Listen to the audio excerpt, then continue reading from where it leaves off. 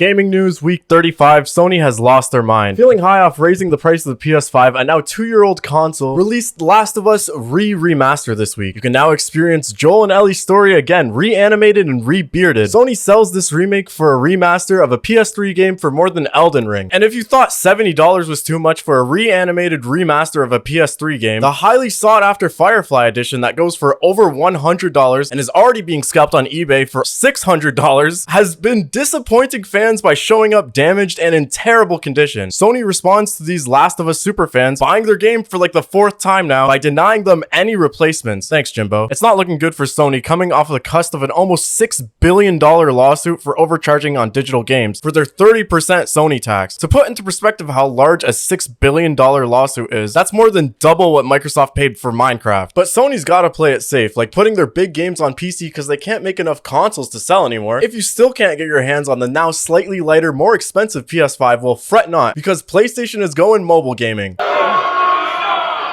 Do you guys not have phones? Yeah. PlayStation announced their acquisition of mobile games company Savage Game Studios to kickstart PlayStation Mobile. What amazing track record must Savage Game have to get acquired by Sony to kickstart their mobile project? The studio has no games released, but the co-founders had a hand in Angry Birds and Clash of Clans. They just want to make a Last of Us gacha game so goddamn bad. A lot of Sony fans are upset, hoping they'd announce an acquisition of Square Enix or FromSoft, but Sony doesn't have enough backing yet to make Bloodborne 2 $80. Sony now owns 14.1% of FromSoft, with Tencent also doubling the ante by owning 16.3% in the Dark Souls studio. Tencent continuing to invest heavily in Japanese game studios, NetEase, the other Chinese publisher, branching outside of Japan to acquire Quantic Dream, David Cage's French studio. NetEase has been building a super team, buying up legendary SEGA directors, and now I'm scared they'll buy Platinum Games. They can take Square, but leave Platinum Games alone. Industry news has become all about acquisitions, between Saudi Arabia buying SNK and Nintendo, and other large deals aren't going so smooth. Xbox's Blizzard Activision deal is not favorable by UK's Competition and Markets Authority, or CMA, saying the deal is unfair to competitors like Sony and emerging publishers, despite Phil Spencer personally telling Jim Ryan that COD would stay on multi-platform for a couple years. Yeah, a couple years. Maybe the CMA doesn't want Blizzard to fumble Xbox's service games, like 343's Halo Infinite struggling to churn meaningful content, canceling split-screen couch co-op, and barely getting Forge off the ground. You can look forward to Xbox's next update at the Tokyo Game Show this September 15th, where there will be panels from Capcom, Koei Tecmo, Sega, Bandai Namco, and Hoyoverse. Konami will announce a new game there from a series that's, quote, beloved around the world. Don't get your hopes up for Silent Hill. They're gonna make a Castlevania Dead by Daylight game. It's that time of year again. A Nintendo Direct is expected to be announced soon, like every September, but many journalists are agreeing on what could be shown, including Messiah of Gaming Jeff Grubb. It's been leaked that Wii U HD Zelda Windwaker and Zelda Twilight Princess will be coming to Switch. I can see that as a Zelda game or spin-off or port has been released every year, but we don't have a game this year, with Nintendo probably having sit on these GameCube remasters for some time now, like with the continually leaked Metroid Prime Trilogy Switch port, also to be expected to finally be announced this September Direct. This is why Nintendo will never have GameCube Virtual Console to milk their backlog. I can't wait for 2024 when Nintendo finally announces a new Star Fox game, and it's Star Fox Adventure HD. Other leaks this week at Ubisoft, no surprise there. The next entry of the Assassin's Creed series was leaked, Assassin's Creed Mirage, with Ubisoft confirming the leak and announcing a full reveal of the game September 10th. Mirage is to return to AC's roots by being set in 9th century Baghdad with a focus on stealth gameplay and a smaller focused world to explore. Wow, y'all really hurt Ubisoft's feelings by using Elden Ring to shit on their open world design. I like to think me adamantly shitting on AC Valhalla's unfocused RPG horse riding experience caused this. Either way, I'm hoping for a return to the action adventure style of Assassin's Creed games.